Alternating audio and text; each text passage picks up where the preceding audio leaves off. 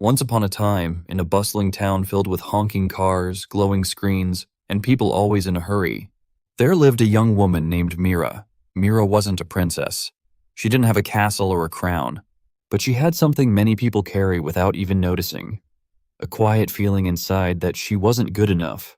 Every day, Mira walked through life like she was playing a game with rules no one ever explained. When someone smiled brighter, she dimmed her own light. When someone spoke louder, she fell silent. And when someone succeeded, her heart sank like her own value vanished in their shadow. Mira tried to fix this feeling. She bought the shiny things. She wore loud clothes. She spoke fast and laughed even when nothing was funny. But when night came and the world grew quiet, her own voice whispered, "You'll never be enough." One chilly evening, after a tough day when even her smile felt heavy, Mira walked. She didn't know where she was going. She just needed a way. Past the noise, past the screens, past the mirrors that never seemed to reflect who she truly was. And then she saw the trees, tall, still, whispering with wind and wisdom. It was the forest from her childhood, the place her mother used to take her when the world felt too loud. Something inside her softened. She stepped in. The forest wrapped around her like an old friend. The air smelled of pine and damp leaves. With every step, her mind quieted. And that's when she saw it.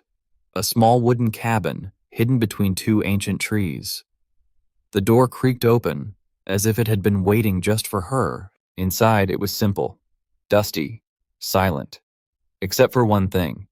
A tall, silver-framed mirror on the far wall. Below it, carved into wood with trembling letters. This mirror shows who you truly are, not what the world told you to be. Mira stared. She almost turned to leave. But something, maybe the tiredness in her bones, maybe the little girl still inside her, stepped forward. She looked into the mirror, and at first, she saw nothing. Just her reflection, tired eyes and all. But then, the images started to shift. She saw a rainy afternoon 2 winters ago. She was walking home from work, her shoes soaked, her coat too thin. She passed an old man, his back bent, a paper bag of groceries tearing apart in the downpour. He had no umbrella. He was coughing, cold, alone. She paused, just for a second. People walked by, heads down, rushing to stay dry. But Mira turned back. She walked up, gently handed him her umbrella. He blinked in surprise and for a moment smiled, eyes misty. Mira ran home that day, drenched and shivering. No one saw it, no one praised it, but the mirror remembered. Then another scene appeared. Her younger brother, no more than 6 at the time, sat curled up in bed, eyes wide, breathing fast. His small fists clenched the edge of the blanket like a lifeline. He had just woken from another nightmare. Mira didn't say anything at first. She just sat beside him, gently rubbing his back in slow circles. "I saw the shadows again," he whispered, his voice trembling. She leaned in, wrapped her arms around him, and said softly, "There are no monsters here. Not when I'm beside you." Then another scene appeared. She saw herself at 16, sitting alone in her bedroom late at night.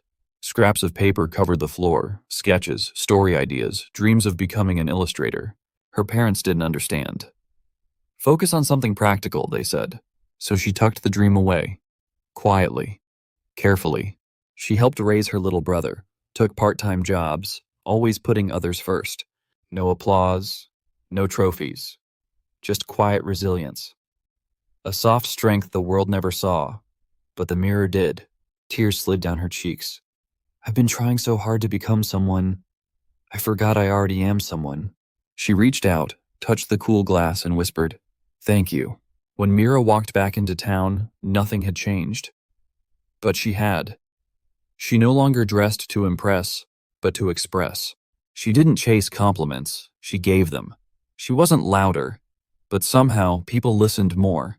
One day at work, during a regular Monday morning meeting, Mira sat quietly in her usual spot, third chair from the left, near the window. She wasn't speaking much, just listening.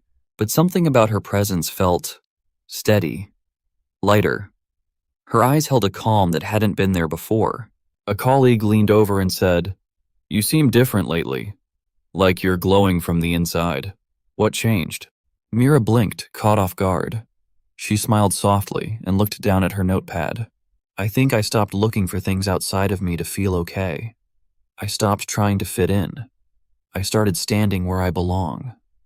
She said, "We often think confidence comes from applause, attention, or being better than others. But true self-confidence begins when we stop comparing and start remembering who we already are. The world will try to mold you, but only you can choose who you become. So if you ever feel small in a loud world, take a walk into your own quiet forest. Look into your inner mirror, and you just might discover you were enough all along."